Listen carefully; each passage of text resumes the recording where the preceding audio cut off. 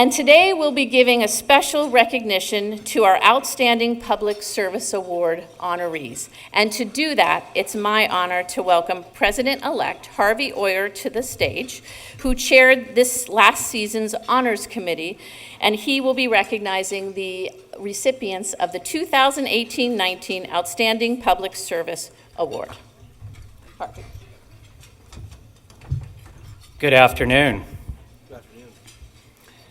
The 2018-2019 Outstanding Public Service Award recipients are known to most, if not all, of the people in this room. And while this award is typically given to a single individual, the Honors Committee felt strongly that this year's recipient should be a couple, because where there is Don, there is Sally, and where there is Sally, there is Don. Don and Sally Chester's significant service and incredible long-term commitment to Palm Beach County has extended for over 45 years and continues today despite a life-altering accident that Don sustained years ago.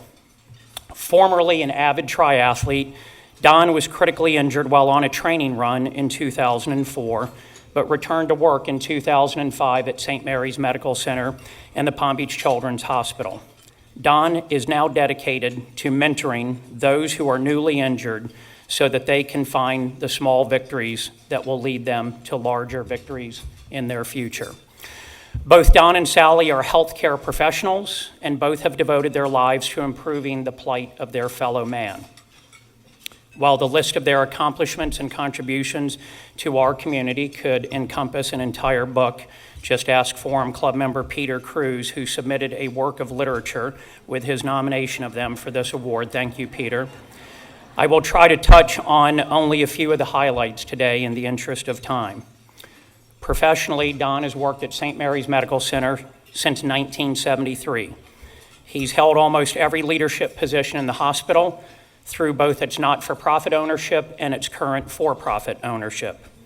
Professionally, Sally is a nurse who has held multiple leadership roles in her profession as well. In the most important nursing role of her career, Sally states that she is, quote, the richly rewarded patient care manager for a spinal cord injury patient, her husband Don. Sally has also trained 13 service dogs for children and adults with disabilities. Together, Don and Sally were instrumental in the forming of the Healthcare District of Palm Beach County, which created the trauma system that we are familiar with today that sends patients to St. Mary's Medical Center at the north end of the county and Delray Medical Center at the south end of the county. In recognition of the Healthcare District's 30th anniversary, Don was recently presented with the Legacy Award to honor his work to ensure that all Palm Beach County residents have access to level 1 trauma care, which most communities in the state do not. In their community service roles, both Don and Sally have held literally dozens of board and leadership positions within our community. Among these, Sally is a past president of Leadership Palm Beach County, and she is the secretary of the Homeless Coalition of Palm Beach County. She often lists her title as, quote, community advocate, which she certainly is. If she is not volunteering herself, she is usually recruiting one of us to fill a need in the community. Don has been elected chairman of 8 different not-for-profit boards in our community, including this Forum Club, the Rotary Club, Girl Scouts, Healthy Mothers, Healthy Babies, and Workforce Alliance. In these community service roles, Don and Sally have been instrumental in mentoring and cultivating the next generation of leaders in our community.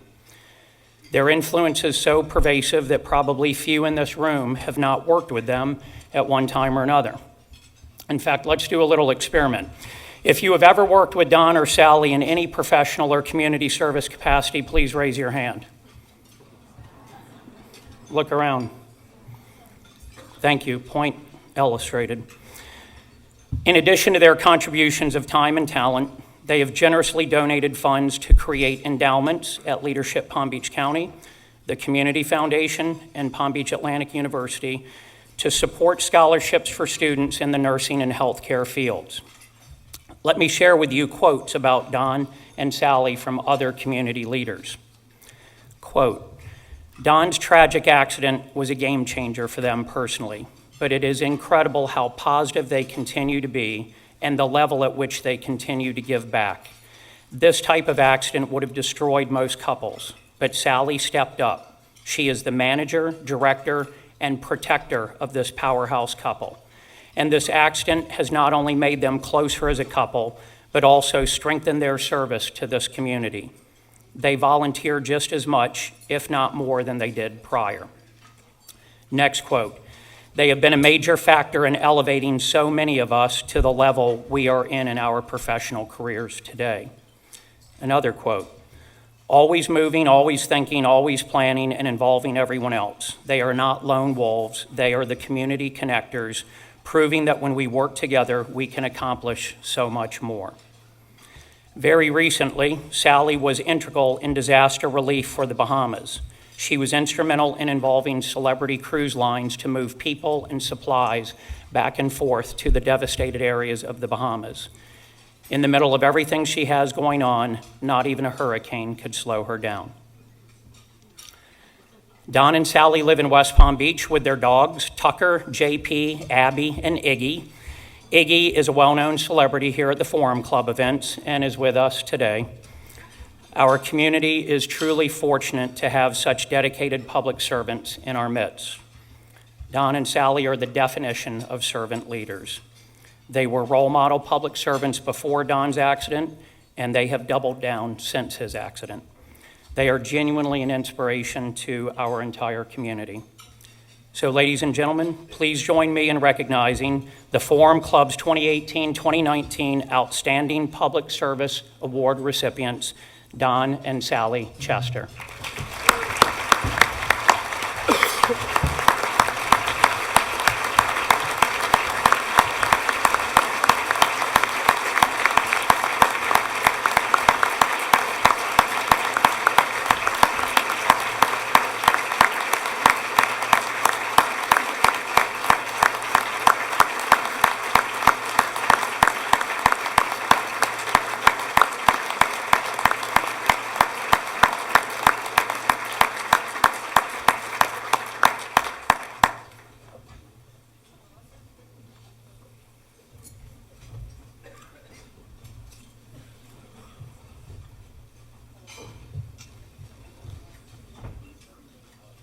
Hello. Oh, there. Don and Sally, we'd really like for you to say something. We're so honored to have you here today. Thank you, Jennifer. Can you all hear me? That usually isn't a problem. First, I would like to thank the Forum Club and Peter for nominating Don. It's a great honor to receive this award. When we moved here in 1971, we started to build a life, and we started to volunteer in this community, never dreaming how wonderful this community was. I want to recognize some folks, and I know that Harvey talked about places that we volunteered. I personally want to thank all the not-for-profits that allowed me to volunteer. It was a tremendous learning experience, and I will be forever grateful. I want to recognize a couple other things. Number one, I want to recognize my nursing profession. Never did I believe that being a nurse at the bedside, taking care of patients, would allow me to learn to be a nurse leader, both with my patients, in management and administration, and in the community. I consider it a privilege, an honor, and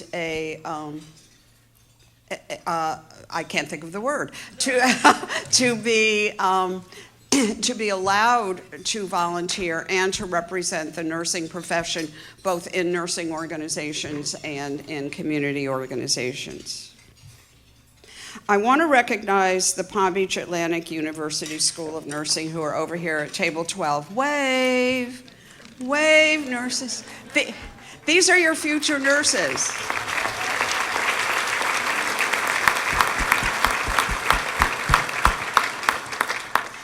These are the future nurses that are going to be leading in this community, taking care of us when we're sick and as we age. And boy, I'm learning more about that every day. In 2004, as Harvey mentioned, Don was injured. And there were innumerable organizations that stepped up to the plate to help. Our neighbors, the Forum Club, Rotary, Leadership Palm Beach County. And I think the reason why we may have doubled down is simply because we can never thank you for what you did. People did things that we didn't even know about. Honest to God, he didn't know about them because he was on a ventilator and totally out of it for a long period of time. Of course, he couldn't argue with me, which was a good thing. So to all of you, thank you for the support that you've given us at that time and since then. Teddy Roosevelt said, "Do what you can, where you can, with what you have." I would challenge you to do that. I'm going to say thank you again, and I'm going to turn the microphone over to my amazing, always amazing, sometimes annoying, but always inspiring husband. Thank you.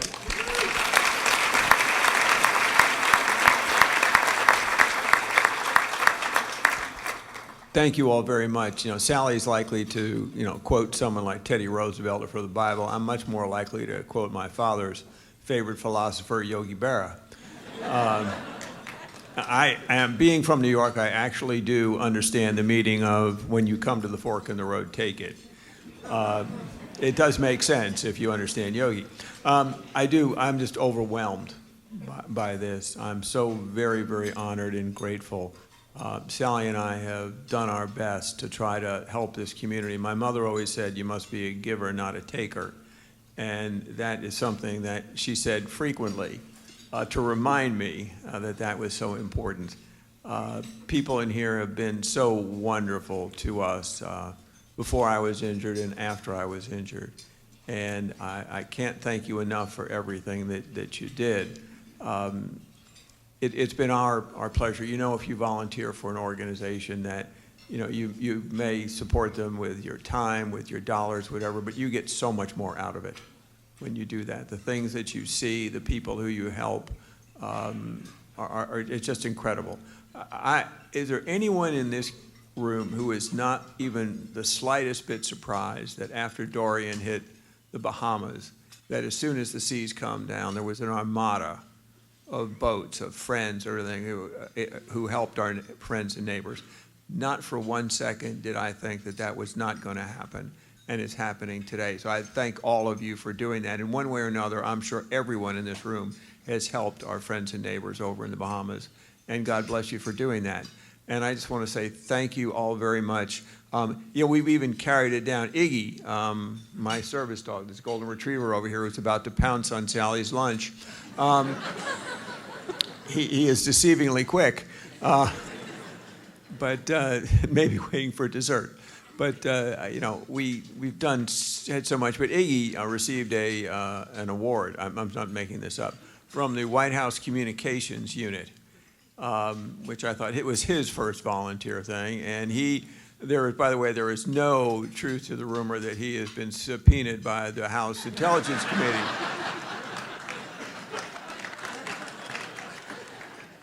Iggy has, as you can imagine, no comment about that. But I can assure you, if they provided him with a meal, he would be there in a moment. But thank you all very much. I know, like the rest of you, you're looking forward to hearing our speaker. So thank you again. Sally and I are deeply, deeply honored, and the best to all of you. Thank you very much.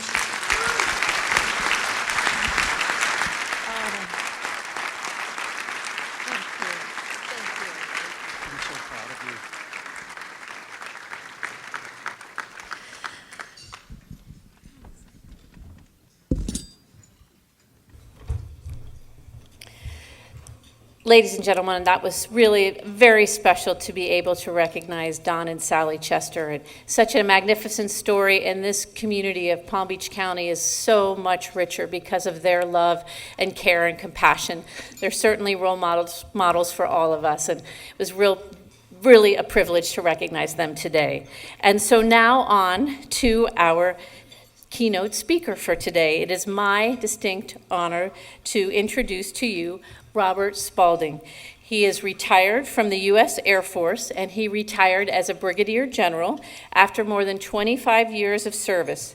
Throughout his career, he was recognized for his knowledge of Chinese economic competition, global trends, and cyber warfare, three things that have direct implication to our world and our country today. From 2014 to 2016, he was a lead China strategist for the chairman of the Joint Chiefs of Staff and the Joint Staff of the Pentagon.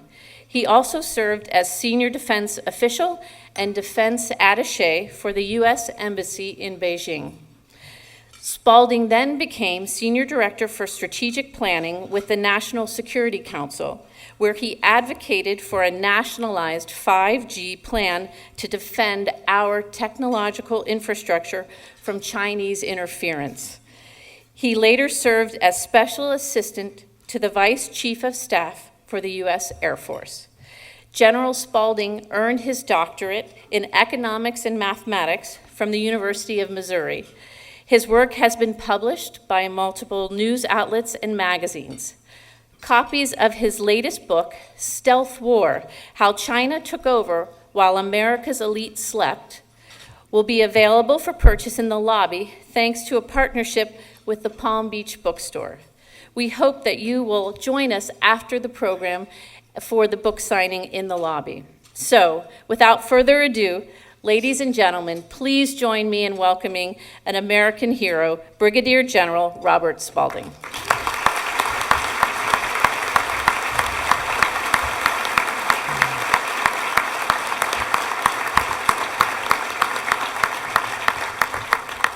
I'd like to say congratulations to Don and Sally. You know, listening to that heartfelt tribute shows there's a lot of love in this room, a lot of community, and that's what this talk is going to be about. It's going to be about Americans and taking care of our people. First, a little bit. I'd like to say, a shout out to the NBA. Has anybody read the New York Times article today? I couldn't ask for a better advertisement for my book because it demonstrates precisely why I'm here talking. You know, I could have stayed in the Air Force. It's actually almost 27 years. It would have been 27 in March if I had stayed in. And actually the Air Force wanted me to continue, but I thought it was important that I get out and tell the story because, quite frankly, the national security strategy as it currently reads and the trade and tariffs that are going on, I had a lot of responsibility for that. And so I have a responsibility to articulate what's behind that, and that's what this is about. This book is about really an executive summary, if you will, of the last 6 years of my life, where I focused on Chinese and U.S. strategic competition. And I hope you will get some lessons out of it. And what this talk will do is try to summarize what the thesis of the book.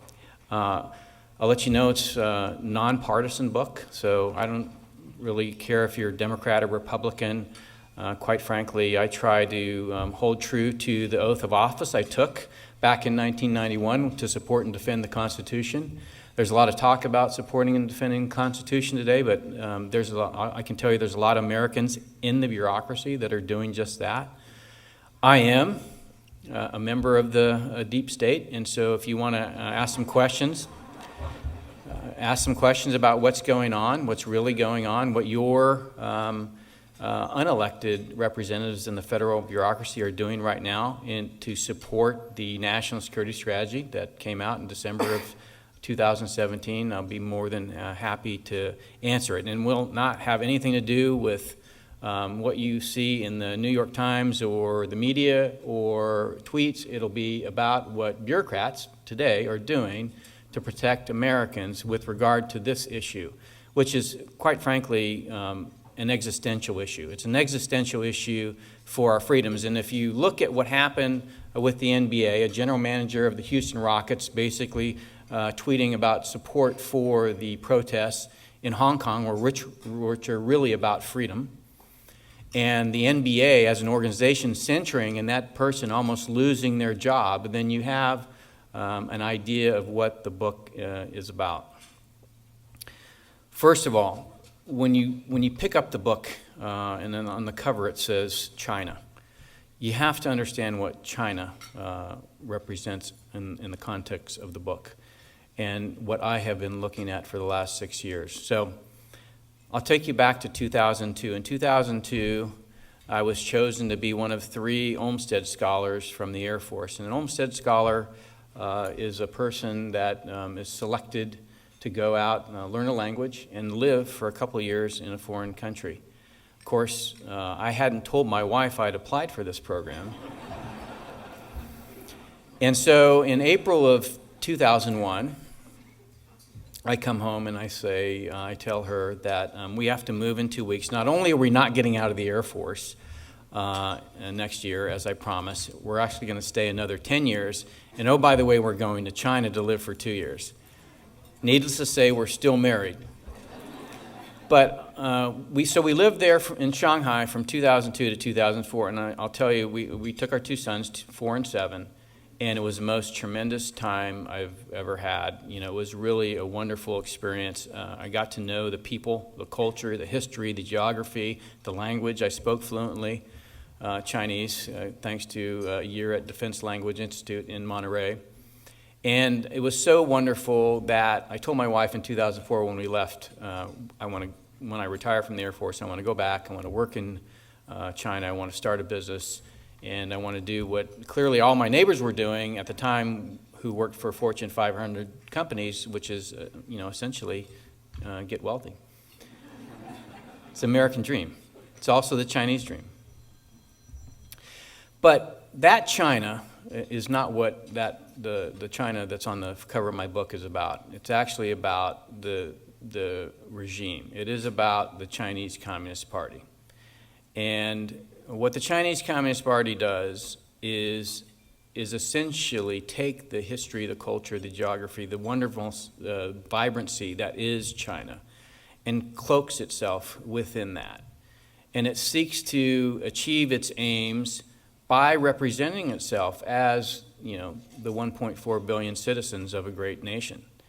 And unfortunately, everything that you hear after the word China, because of the regime, is essentially a Chinese Communist Party talking point. So much so that when I was in Shanghai, all of my colleagues, all of my fellow students, I went to Tongji University, all the people that I knew from China, the one thing that they consistently told me is that Chinese people could not have democracy. They couldn't handle it. They weren't really ready for it. Probably would never be ready for it. And I didn't realize at the time, but, I thought, wow, that's strange. Something that we consider to be a universal human right, they don't actually feel like they are capable of handling it. And what I didn't know at the time, I accepted it at face value because, of course, that's what you do when you're abroad and you're living in another country. But what I didn't understand, what I came to understand, is that this is something that they had been taught. They had been taught from kindergarten all the way up through university. It's repeated throughout their media. It's repeated and controlled throughout the internet. So there is a alignment of the Chinese Communist Party talking point and what it is to be a person living in China. Most of it has to do with, if you want to get wealthy in China, then you follow the Communist Party. Just listen to Wang Qishan, who is Xi Jinping's right-hand man. You do everything on behalf of the party. But it also becomes so much a part of what you think about the world, because if you're not, for instance, in the Communist Party, you don't talk about politics. And so the last time I was there, when I was a defense attaché, I had a Chinese teacher showing me how to live as a digital citizen using my smartphone in China. And I asked her just about the recent parliamentary exercise going on in China. She had no idea, had no clue, had to look it up on her phone. Not Google, because they don't have Google there, it's Baidu. And so this is standard practice in China. You have a very narrow view of the world and of what it is to be a human in a modern world. And that's enforced through indoctrination, through the media, through everything. And so in 2014, I I get to the Pentagon, and I just spent a year at the Council on Foreign Relations in New York as a military fellow. And the Air Force, unbeknownst to me, had decided that I might, since I'd spent 2 years in China and spoke Chinese, and I knew something about the Chinese people, that they were going to get something, a return on their investment, and they were going to send me out to be the defense attaché in Beijing. And so I was at the Pentagon working for the chairman of the Joint Chiefs, focused on China, because the Joint Staff is a component of the National Security Council, the National Security Policy Making process. And so I represented the chairman at the National Security Council when discussing issues related to China. I had a team of professionals that were all military that had lived in China, spoke Chinese, and quite frankly, at the time, from 2014 to 2016, I would have put up against any China team in the entire country. They were that good. They were that professional. They were that knowledgeable about the Chinese government and the Chinese Communist Party.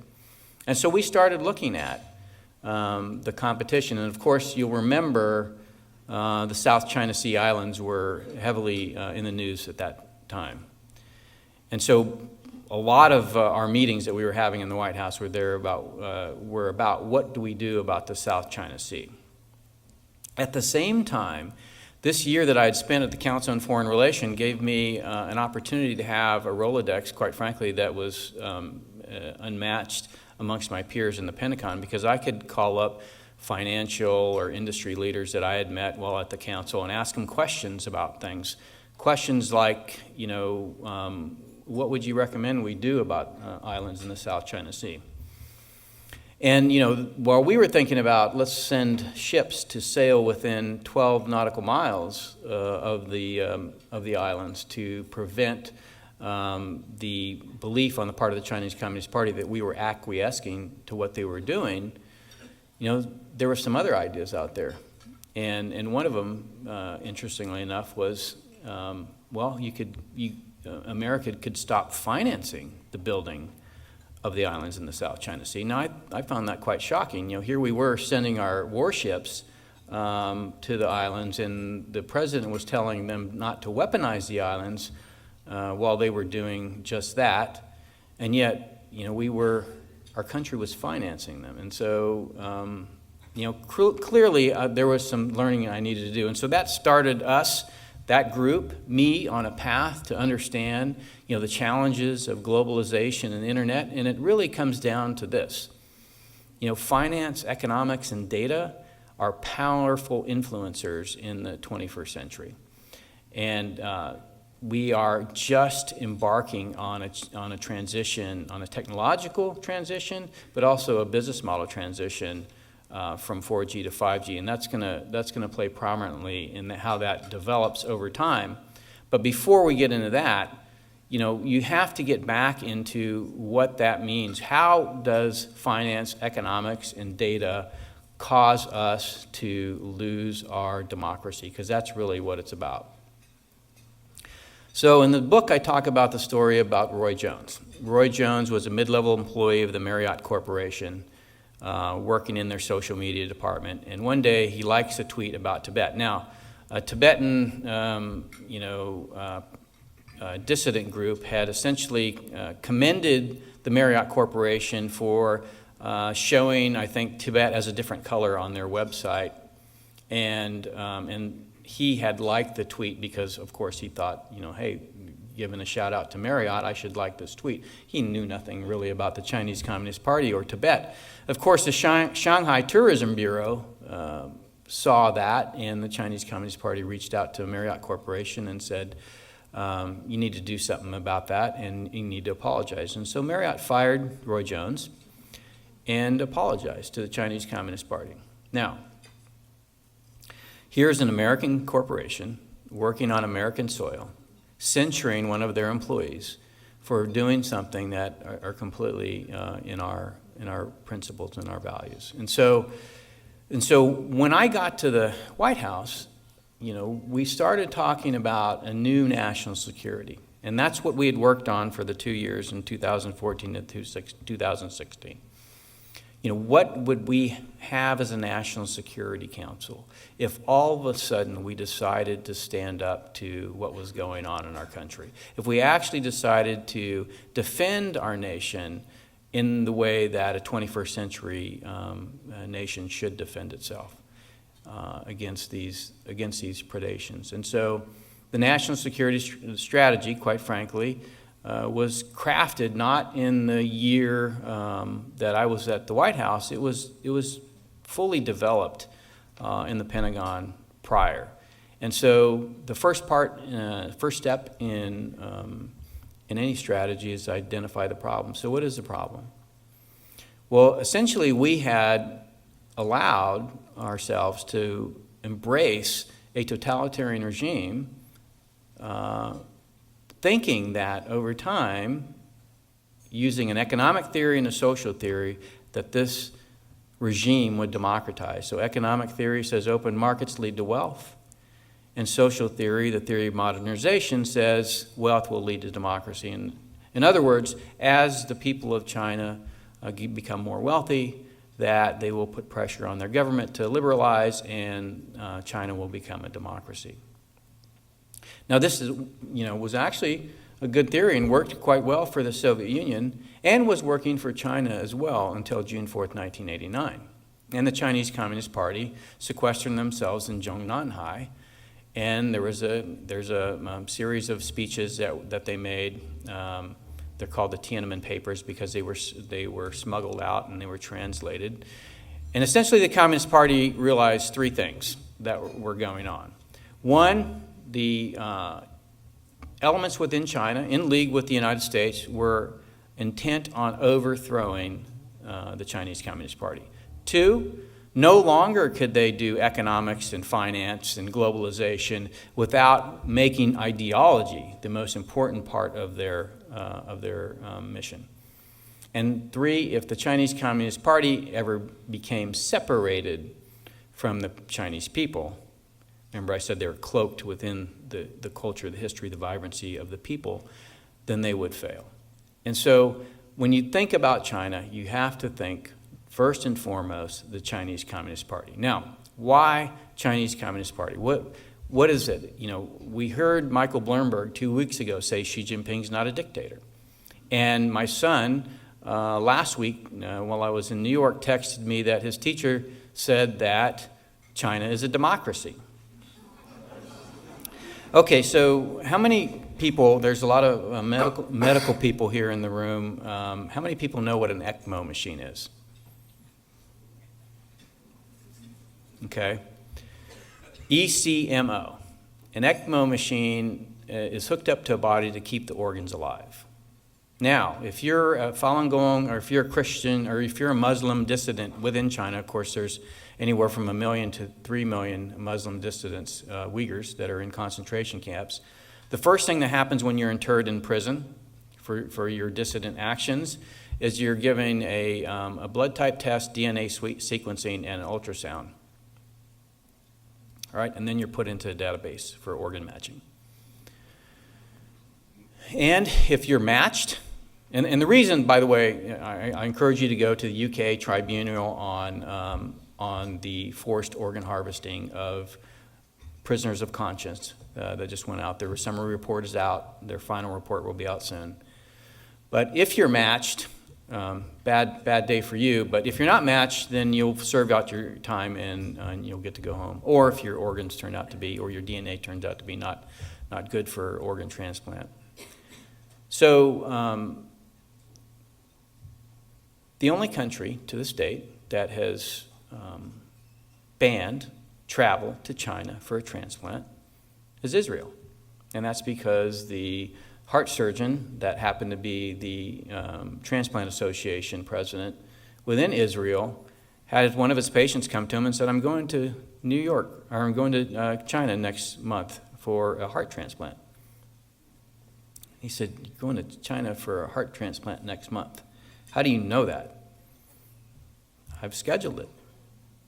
And so the surgeon did some checking, and sure enough, found out that these people were being pulled out, hooked up to ECMO machines, and their organs taken out, and once they had cleaned them out, they're thrown in the incinerator. This is going on. This is not, hearsay. This is not, me making it up. I encourage you to go look at the report. So, this is what the regime is when you think about it. So when you partner with them, not only are you supporting that, but you are opening yourself up to essentially betraying our values and principles. Now, what are the values and principles of the international order? Because really the national security strategy isn't just about America. It's also about our place in the world. What kind of world did we want after the end of World War II? And, I encourage you to go look at the Atlantic Charter. It's a one-page template for what the world was. The UN, WTO, Bretton Woods. It's all based on the 8 paragraphs that were signed by Franklin Delano Roosevelt and Winston Churchill. And in fact, you'll see on some of the documents that are on the internet, you can see where FDR has written in his own handwriting elements of a speech that he gave in January 1941 called the Four Freedoms Speech. And it was really about what world that he saw we should strive for after the conflagration that began on December 7th later that year. And it was based on democratic principles, free trade, rule of law, and self-determination. These are our international principles, but more importantly, they're the principles that, when we go around the world, it's in the back of our mind that this is who we are. But the Communist Party takes that and twists it. And it says, if you're the NBA, if you want to do business here in a country of 1.4 billion, then you need to set aside those principles.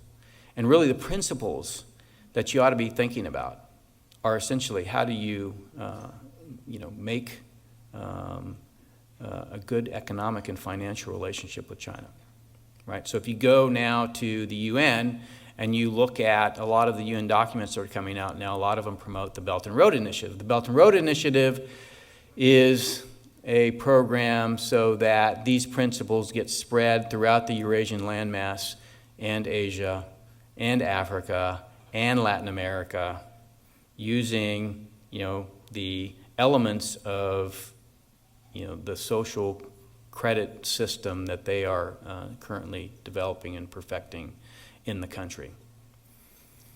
And so what has happened since since 1999 or 1989 when the Chinese Communist Party decided, hey, they were going to go a different way, and it didn't really have anything to do with those principles in the Atlantic Charter. What did we do? We kept going. When I like the quote, the Yogi Berra quote, when you come to a fork in the road, take it. Well, we could have taken another path. We could have said no, but instead we believed, we were so confident in our system that we believed that we could open ourselves up to the Chinese Communist Party and we would change them. And in fact, they realized that they could change us. So what happened? What did they figure out? What they figured out was globalization and the internet was a far better tool for influencing democracies than the military was. So while we were spending, hundreds of billions of dollars, and currently we spend $800 billion on defense, they were saying, why would we spend that kind of money? Why do we need to spend that kind of money? I can come to your country and buy your port. I can build your rail. I can build your telecommunications systems. So when I started looking at this in 2014, and what really got me going was a briefing I received from a gentleman that had a hedge fund in China, had $1 billion invested, lost a lot of it in the financial crisis 2008, grew it back, and then had exited 2012 or 2013 because he didn't understand what was going on in the country. Of course, now we know that it was becoming more like its true self. But he sent me a briefing, and this was the fall of 2014. In the briefing, and I talk about this in the book, where vignette after vignette of U.S. companies that essentially been put under duress, using all the elements of the state, the MSS, the Ministry of State Security, the People's Liberation Army, and other tools of the state to go after companies put them under duress to take some, to either take the company or take some technology or intellectual property out of the company. And I realized at that moment that, my view, I trained to be a B-2 pilot. I could take apart any society out there. I was trained to do that. I had the weapon system to do that. And what I saw in those pages of that briefing that was put together by one of our top audit firms was essentially the same elements of what I had learned to do with bombs and bullets being arrayed across our country from east coast to west in all industries with ones and zeros and dollars and cents, essentially using the tools of globalization and the internet to do what the 8th Air Force did to Europe during the World War II. It was happening right here in the United States. So here's a visual exercise. Go look at pictures of the aftermath of Dresden after the 8th Air Force got done with it. And then go look at pictures of Detroit today and tell me about the difference you see. You see bombed out neighborhoods, right? But the weapons are different. It's not bombs anymore. It's really about data and finance. And so after China's entering the WTO in 2001, before that they had to have a vote on most favored nation status every single year, right, to lower the tariffs. And nobody would invest any money in any significant way in China until China entered the WTO and those tariffs went away. From the time 2001 to 2017 that happened, we lost over 70,000 factories, 13 million jobs, 3.4 million manufacturing, 4 support jobs. So you wonder why Americans are angry. Those 13 million jobs had health benefits, they had retirement benefits, so they went away. They didn't come back, and if you want to challenge me on that, I encourage you to go look up David Autor's MIT labor economist report called China Shock, talking about the devastation that happened after China entered the WTO. It's real. It's not fake news. It's real empirical data. And what did they get in response? So they lost their job, they lost their health benefits, they lost their retirement benefits. They got cheap products that are counterfeit, also described in the book, most of what's going on today. Why, in addition to China being the prime investment location for our retirement funds, but also because, if you start a business in this country today, if you engineer a good product, you come up with the advertising and the marketing, and you put it on Amazon, within about a month, you're flooded with counterfeits coming from China, right? And then one day you get a package back, a returned product, and you open it up and you realize, well, this is not my product. And so you call up Amazon and you say, you guys are letting the Chinese sell counterfeit products. My product I worked hard to start, to build a business. And they say, well, that's your problem, not ours. So when you put all this together, you not only support a terrible regime, but you are investing in the destruction of our society and our economy. And I'll end it by talking about 5G because, quite frankly, there's a lot of fake news out there about 5G. So first of all, we're not building 5G in the country. There are areas where 5G hotspots will come up, but we are not building nationwide 5G. Our telcos are too far indebted. They're too focused on becoming media companies and content delivery platforms. They're not really invested in 5G. And 5G, contrary to what you might believe, is not about the smartphone. It's not about this. By the way, let's talk about this. So 2007, when this came out, iPhone, the top 5 in market cap in America were GE, AT&T, Microsoft, ExxonMobil, and Shell. 10 years later, it was Facebook, Amazon, Netflix, Google, and Microsoft. 10 years after that, it will be Baidu. Alibaba, and Tencent. Okay, so the 5G world is not about this. The 4G network is a pipe for data. This is a platform for the apps, services, and business models of our e-economy. It's all built on either iOS or Android. Now, let's go back to 2007. What did Jobs build? He built an iPhone. It was a hardware, software, tightly integrated, closed design, walled garden, as people like to say about Steve Jobs, because he wanted to make sure that he controlled the environment. But it was also encrypted. Remember San Bernardino? The FBI wanted a backdoor. Apple said, we don't even have a backdoor. Why did Apple make an encrypted platform for the apps, services, and business models that would drive our current economy? Because it's an American company. It believes in privacy. So in 2009, the Chinese saw this and said, wow, America dominates the world economy today, and they did it because of technology, built on an industrial strategy. And it wasn't an industrial strategy that was purposely done. Our telecommunications companies built 4G. We were the second nation in the world to build 4G network. And so if you had an iPhone before 4G, which I did, it was a horrible, horrible experience. It was terrible. You needed to have the network to allow that platform to work. And so when that phone finally had the network, the platform had the network to work, then we saw the Facebooks and the Amazons and the Netflix, Googles explode, and now you have the mobile economy. 5G is not about the smartphone. In fact, the smartphone, for most intents and purposes, goes away. And quite frankly, in terms of the business models, it's saturated market right now. You can only have one smartphone. You're not going to buy 2 or 3 or 12 smartphones. So the 5G network is not about the smartphone. It's actually about the things that are going to allow you to break free from the smartphone.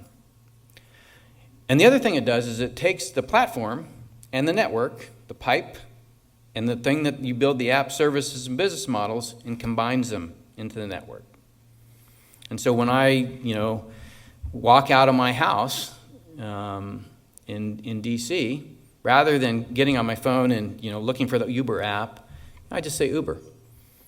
Camera sees my face, reads my lips, or a microphone picks up. Car shows up. They know exactly who I am. Go to where I want to be, get off. My account's charged. Convenient, right? That's the 5G world. And there are elements of that world currently happening, being built right now in China. So when I was living in Beijing as a defense attaché, I really needed to understand this, and so I sat down and I figured out how to use all the apps there. So in China, you don't carry your wallet. You don't have to carry your wallet. Every payment can be done with your smartphone.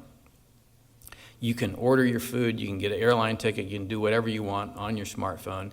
By the way, when you order your food and you go into the restaurant, a camera will pick up your face and they'll hand you your food and talk and say, welcome you by name.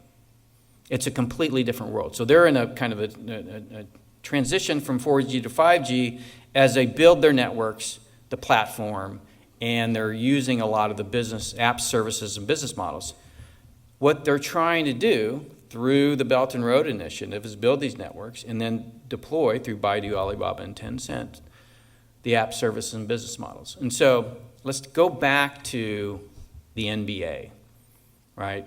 So the general manager of the Houston Rockets says, I support freedom in Hong Kong. And the NBA says, we support the Chinese market. We do not support freedom. When you have the ability to dominate the technological and the business space in the world, then it allows you to implement what China has done right now, which is called a social credit score. And everybody in China is, and it's rolling out in regional areas, soon to be nationwide. Who your friends are, whether you smoke or drink, whether you gamble, jaywalk, Whether you watch the recent South Park episode, which I encourage everybody to do because Pompeo went to the Motion Picture Association this year and really let them have it, and the writers of South Park really took it on board. So season 23, episode 2, it is my favorite.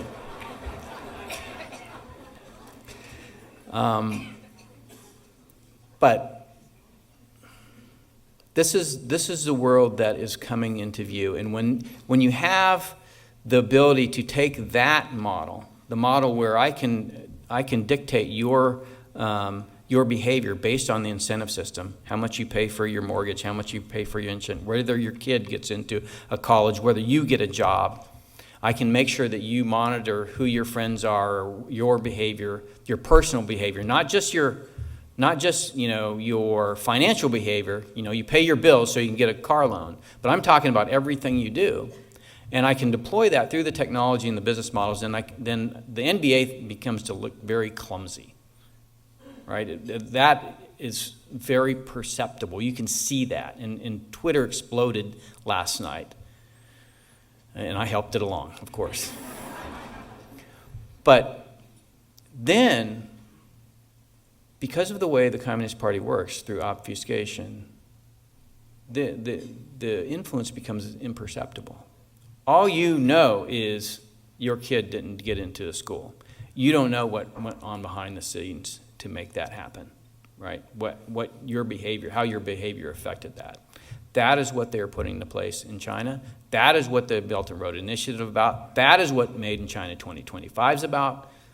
It is about dominating the world order, the current world order, because quite frankly, if you go look at the Human Rights Commission today, and you go see who sits on the Human Rights Commission today, and you understand what an ECMO machine is, and you understand what putting millions of Uyghurs in a concentration camp means, then you realize that a lot of the principles were in that Atlantic Charter are no longer being followed. That's what the national security strategy is about.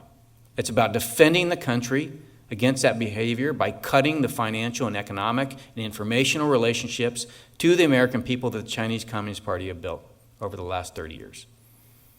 And making them follow the rules. Because if you make them follow the rules, then they have to reconcile the fact that they are no different than the Soviet Union. They're a closed economy. They're a totalitarian regime. The only reason that they've been able to do what they do is because of their strong connection to the United States and the West.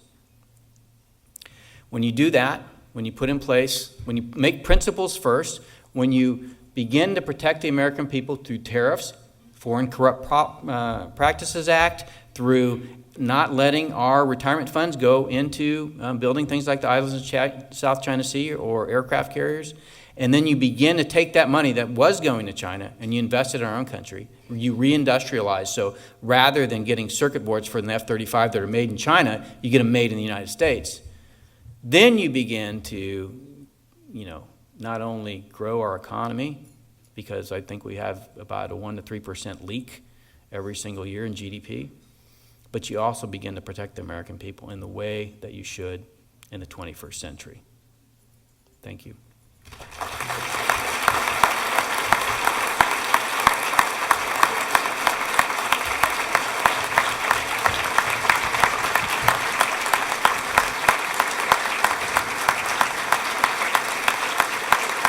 Thank you, General.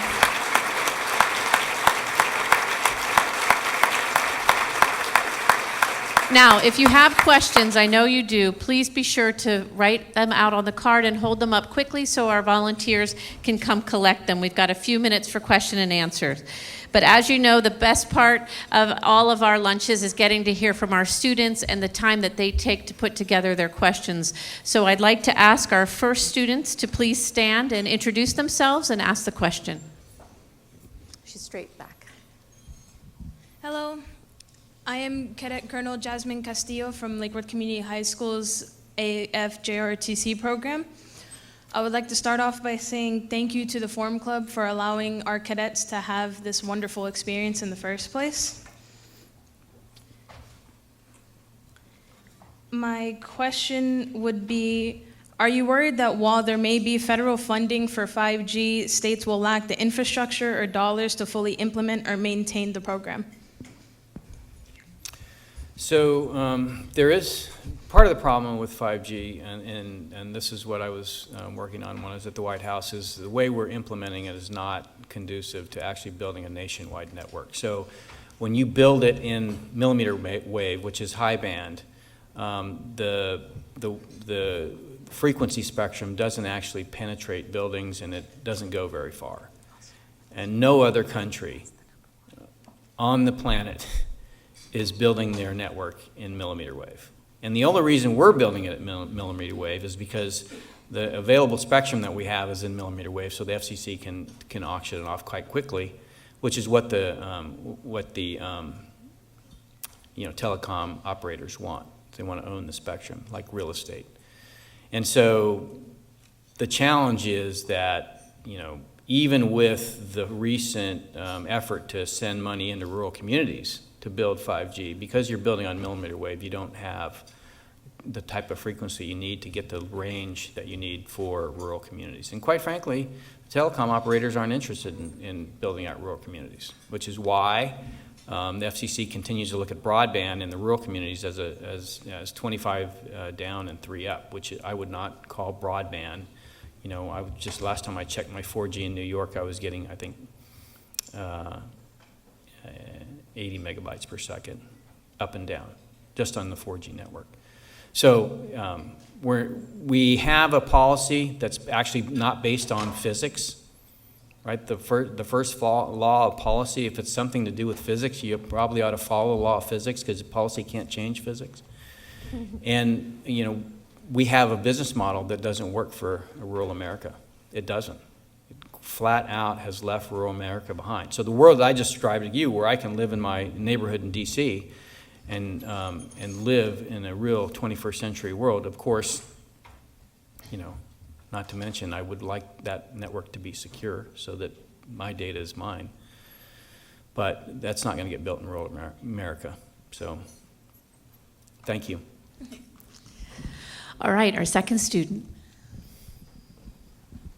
I just want to say we're honored to be here, and again, thank you for having us. I am Cadet Lieutenant Colonel Monta Katori, and my question is, what would the impact to the United States be if China reunited with Taiwan? Well, first of all, you'd have to get through the fact that the Taiwan people don't want to unify with the mainland, right? If you draw a straight line from 1997 to 2047, so 1997, Hong Kong goes back to the PRC to 2047 when it's supposed to come out of this one country, two systems policy. The people of Hong Kong believe that, just like I said, open markets lead to wealth, wealth leads to democracy, China would democratize. We don't have a problem with the democratic People's Republic of China. The Hong Kong people have a problem with the People's Republic of China because they realize it's not changing. And they realize that the extradition law that started this original mess means that they get put in the prison system to more than likely be hooked up to an ECMO machine in the future. They're not just fighting for their freedom, folks. They're fighting for their lives. And the fact that we would abandon either them or Taiwan because it hurts our business in China is exactly what this is about. Thank you. Thank you. One of our first questions here, what investment do we need to make and change, what policies might we change to get ahead of the Chinese? So that's a great question, and that really gets into, first of all, when I got to the White House, I heard from my Commerce and Treasury colleagues that we don't do industrial policy in America. Well, you know who does industrial policy? The Chinese, the Japanese, the Germans, right? So we need to do industrial policy. I'm not saying that we need to have a centrally planned economy, but if we want technology, if we want industry that are important to our national security, if we want to have an F-35 that's not hackable because the Chinese made the circuit board that goes into it, then we got to build that stuff, and we got to invest in it. The 5G platform for the future is really about how do you make democracy happen or work in a digital sense. Go back to the founding of our Constitution, the Second Amendment. What is the purpose of the Second Amendment? Alexander Hamilton studied every single government that existed prior and looked at what are the pros and cons. And what he was searching for, and what the framers were searching for, was a system that didn't allow any one person, party, or group to gain ultimate power, because ultimate power is corrupting. What is in the national security strategy is the realization that we had that in the Second Amendment, if that fails, if that plan fails, we give the people the ability to fight back against an oppressive government. But fast forward to the world we live in today, where you don't know who's oppressing you or if you're being oppressed, right? The system that I talked about. In that world, a gun is irrelevant. It won't protect you because you don't know what is real and what is false. This is the world that the Chinese Communist Party is building for us. Now, in that world, identity management, access control, and encryption are the ways that you restore equilibrium between the government and society. In other words, your privacy as an American citizen is important. So, as far as I'm concerned, Apple was exactly right to go against the FBI in San Bernardino. We actually face more danger by allowing our data to be aggregated and used against us to influence us than we do from, the criminal or terrorist. The FBI, the DOJ, the CIA, the NSA, they can plant bugs. They can get a warrant if it's on American soil, and they can plant bugs and listen to people. They don't need access to everything that you do to protect you from 9/11. What they need to do is protect you and your company's data from being stolen by the Chinese or the Russians or the North Koreans or the Iranians and used to either take away your business or to influence you in ways that you don't like. So as far as I'm concerned, that's why I wrote in the National Security Strategy on page 19, and quite frankly, given the power of the telecom industry in this country, I was amazed when it actually made it through to the president's signature. We're going to build a nationwide secure 5G network. Now that technology we have. It's just not commercialized. It's in the Defense Department and the intelligence community. That we invested billions of dollars developing the ability to protect ourselves in a digital sense. We just haven't deployed it to the people. And so I said, well, we're going to deploy this for our military. Well, that's great. But you know what? They're not the ones that really need it. Our people and our companies need it. So let's, deploy it to the military, but let's also give it to the people. And let's get our telecom companies to join together, build one network, one physically built network that allows them to spend 1/4 the CapEx and 1/4 the OpEx, right? So they get a cheaper network that has better service and security for everybody. And I was said, thank you, next, by the telecom industry. So, it's up to you folks. What do you think? Do you think that, do you have any faith that your data is protected and in either your personal life or in your business life? And if it's not protected, who's responsible for protecting it? The preamble of the Constitution said, provide for the common defense. So we have an Air Force, we have an Army, we have a Navy. Last time I checked, you weren't worried about somebody bombing your house with an airplane, or coming ashore via the Marines, or parachuting in via the Army, because we've got that covered. But they are in your networks. They're in mine every single day. So. Thank you. Is President Trump taking the right approach in renegotiating the trade agreement with China, and will he be successful? Well, so in any negotiation, there's two parties to the negotiation. The Chinese Communist Party don't want an agreement, because the agreement that Lighthizer negotiated is basically one that says you've got to stop doing what you're doing, and they don't want to stop because it's what keeps them in power. Controlling the industry of China is what keeps them in power. So having structural changes or enforcement mechanisms that actually force structural change in the Chinese economy, they have no interest in. And so it doesn't matter what we want. It matters what they want. And so while the president is trying to get a deal, he's trying to get a deal with a party that doesn't want to deal. And so what should we do? Well, I think we should not have a deal, quite frankly. I think we'll be better off for it. Now, what is the president's strategy? His president's strategy is to continue to put pressure on him. Anybody do development finance here in the room? Multilateral development banks spend about 2% of development finance. The rest of it comes from the private sector. The reason I'm here, the reason I wrote the book, the reason I left uniform is because I realized I could do a lot more out here talking about what the hell's going on in our country than serving in uniform, because as I said to my colleagues when I got to the White House, it doesn't matter what we do in government. If we don't get the private sector, if we don't get business on our side, if they keep aligning themselves economically and financially with the Chinese Communist Party, this country's done. It's done. So what is China's vulnerability? Where should we be focused? Oh, that's great. Great question. Thank you. China's vulnerability is the Constitution, the thing I swore to support and defend. It is a thing that keeps us free, that keeps us centered. It is our North Star. And as long as we stay true to the Constitution, we stay true to our system of free and fair elections, as long as we stay true to what we started with the Atlantic Charter with our allies and partners. See, our allies and partners think that they can have their cake and eat it too.